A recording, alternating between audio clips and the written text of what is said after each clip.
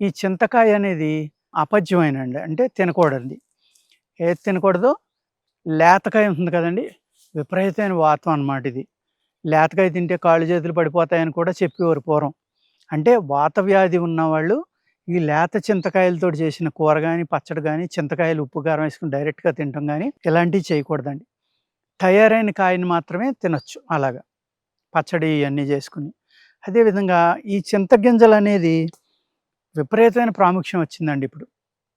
ఏ విధంగా అంటే ఆయుర్వేద శాస్త్రంలో ఇది వీర్యవృద్ధి, వీర్యంలో ఉన్న జీవకణాలని పెంచుతుందండి.